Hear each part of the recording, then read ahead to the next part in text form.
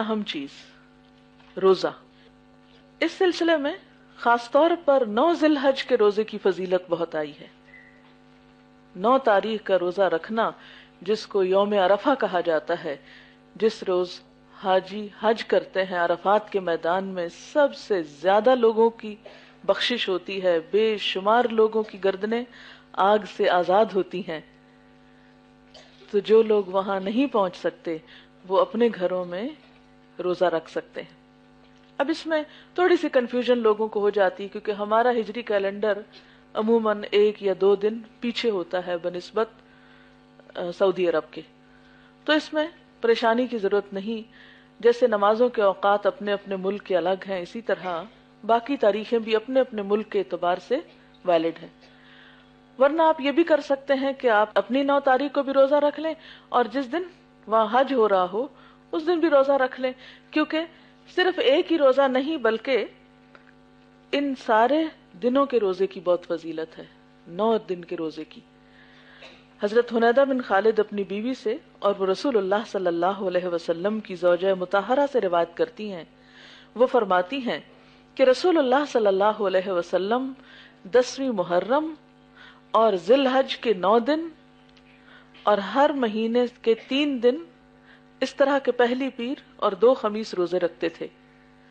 تو اس سے کیا پتہ چلتا ہے اس روایت سے کہ آپ صلی اللہ علیہ وسلم نے ان 9 دنوں کے بھی روزے رکھے ہیں.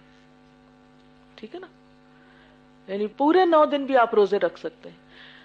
اگر ہمت نہیں تو ایک دن رکھ کے ایک دن چھوڑ بھی سکتے ہیں، پھر ایک دن رکھ لیں پھر ایک دن چھوڑ دیں، جیسے صوم داؤدی تھا.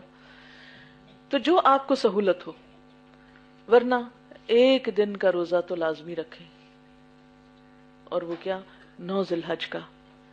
اس کا ثواب کیا ہے؟ صحیح مسلم کی روایت ہے، رسول اللہ صلی اللہ علیہ وسلم نے اس روزے کے بارے میں فرمایا کہ یکفر السنۃ الماضیہ والباقیہ، کہ یہ روزہ گزشتہ سال اور آئندہ سال کے گناہوں کا کفارہ کرتا ہے. یہ روزہ 2 سال کے گناہوں کی معافی کا ذریعہ بنتا ہے. کیونکہ اس دن حج کے میدان میں، عرفات کے میدان میں بہت سارے لوگوں کی معافی ہو رہی ہوتی ہے، تو ہم بھی ایک چھوٹی سی عبادت کر کے ان کے ساتھ شریک ہو جاتے ہیں، ہم آہنگ ہو جاتے ہیں. اب آپ کیا کریں؟ اس روزے کو خود تو رکھیں گے، لیکن گھر والوں کو کیسے بتائیں گے؟ آپ اس حدیث کو لکھ کر کہیں لگا سکتے ہیں.